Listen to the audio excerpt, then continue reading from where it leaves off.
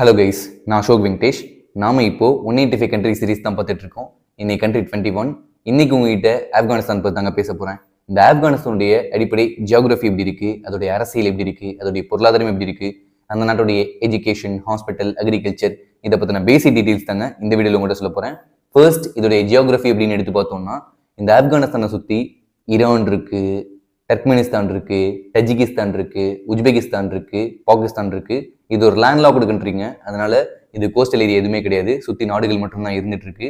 இந்த நாட்டுடைய மொத்த பரப்பளவு 6,52,000 கிலோமீட்டர் ஸ்கொயர்.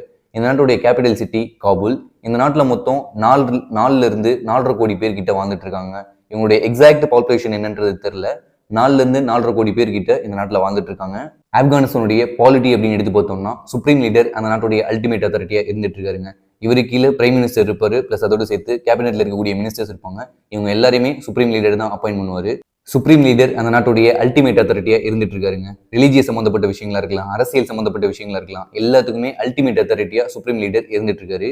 ஆப்கானிஸ்தானை பொறுத்த வரைக்கும் பொலிட்டிக்கல் பார்ட்டிஸ் கிடையாது, பார்லிமெண்ட் கிடையாது, டெமோக்ரஸி கிடையாது, ஆப்போசிஷன் கிடையாது, எதுவுமே கிடையாதுங்க. ஒரு அல்டிமேட் சென்ட்ரலைஸ்டு கவர்மெண்ட் ஆப்கானிஸ்தான்ல இருந்துட்டு இருக்குங்க. ரீஜனல் கவர்னர்ஸ் அங்கங்க அப்பாயிண்ட் பண்ணியிருப்பாங்க. அந்தந்த கவர்னர்ஸ் அவங்களுடைய கண்ட்ரோல் இருக்கக்கூடிய ஏரியாவை ஆட்சி செஞ்சுட்டு இருப்பாங்க. குளோபல் லெவல்ல நிறைய நாடுகள் ஆப்கானிஸ்தானுடைய கவர்மெண்ட்டை ரெகக்னைஸ் பண்ணலங்க. பல இன்டர்நேஷனல் ஆர்கனைசேஷன் இந்த நாட்டு மேல நிறைய பொருளாதார தடைகள் விதிச்சிருக்காங்க. இந்த நாட்டில் இருக்கக்கூடிய சேலஞ்சஸ் அப்படின்னு எடுத்துக்கிட்டோம்னா, பாதுகாப்பு பிரச்சனை பெருசா இருந்துட்டு இருக்குங்க. தாலிபான் வீரர்கள் எப்போ என்ன பண்ணுவாங்கன்னு யாருக்குமே தெரியாது, எப்போ துப்பாக்கி எடுத்து யாரை சுடுவாங்கன்னு யாருக்குமே தெரியாது. இப்படிப்பட்ட ஒரு இக்கட்டான சூழ்நிலை ஆப்கானிஸ்தான்ல இருந்துட்டு இருக்கு. பிளஸ் அதோட சேர்த்து பொருளாதார பிரச்சனையும் பெரிய அளவில் இருந்துட்டு இருக்குங்க. 90% of the people below poverty லைன்ல இருந்துட்டு இருக்காங்க. 90% மக்கள் வறுமை கூட்டு கீழே இருந்துட்டு இருக்காங்க.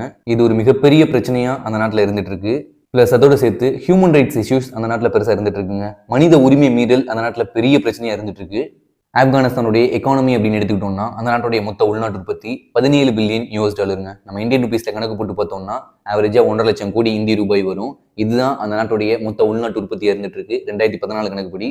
அந்த நாட்டுடைய தலா வருமானம் அப்படின்னு எடுத்துக்கிட்டோம்னா 35,000 இந்திய ரூபாய் அந்த நாட்டுடைய தலா வருமானமா இருந்துட்டு இருக்குங்க. $411 அந்த நாட்டுடைய தலா வருமானமா இருந்துட்டு இருக்கு.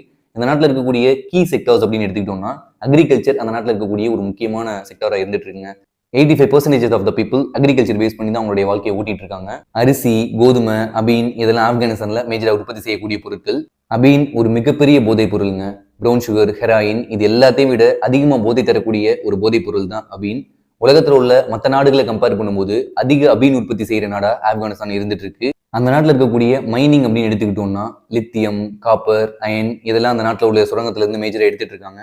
பாகிஸ்தான், சைனா, ஈரான் இவங்கள்ட்ட எல்லாம் இம்போர்ட் எக்ஸ்போர்ட் பிசினஸ் பண்ணிட்டு இருக்காங்க. சேலஞ்சஸ் அப்படின்னு எடுத்துக்கிட்டோம்னா, இன்டர்நேஷனல் சாங்ஷன்ஸ் இந்த நாட்டுடைய எக்கானமில ஒரு பெரிய அளவுல தாக்கத்தை ஏற்படுத்தி இருக்குங்க. அன்எம்ப்ளாய்மெண்ட் உச்சத்தில் இருந்துட்டு இருக்குங்க. 95% of the people below poverty லைன்ல இருந்துட்டு இருக்காங்க. பொருளாதார மந்தநிலை அந்த நாட்டில் இருக்கிறதால இன்ஃபிளேஷன் அந்த நாட்டில் உச்சத்தில் இருந்துட்டு இருக்குங்க.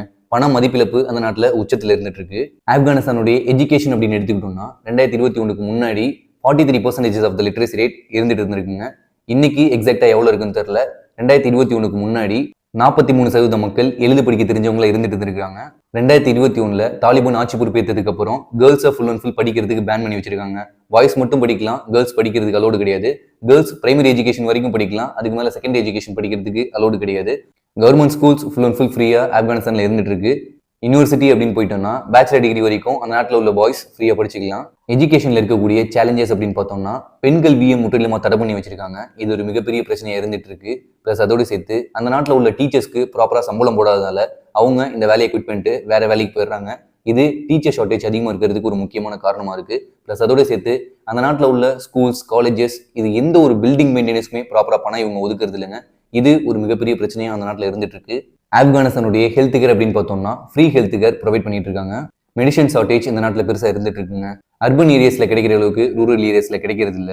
அர்பன் ஏரியாஸ்லேயே பெருசா மெடிசன்ஸ் கிடைக்கிறது இல்ல, ரூரல் ஏரியாஸ்ல சுத்தமா கிடைக்கிறது இல்ல.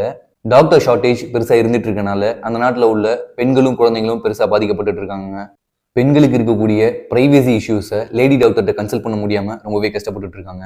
ஆப்கானிஸ்தானுடைய அக்ரிகல்ச்சர் அப்படின்னு எடுத்துக்கிட்டோம்னா, அரிசி, கோதுமை, சோளம், பார்லி இதெல்லாம் அந்த நாட்டில் மேஜரா உற்பத்தி செய்யக்கூடிய பொருட்கள் இருந்துட்டு இருக்கு. அந்த நாட்டில் இருக்கக்கூடிய இண்டஸ்ட்ரியல் கிராப்ஸ் அப்படின்னு எடுத்துக்கிட்டோம்னா, காட்டன், சுகர், டொபாக்கோ இதெல்லாம் அந்த நாட்டில் இருக்கக்கூடிய இண்டஸ்ட்ரியல் கிராப்ஸா இருந்துட்டு இருக்கு.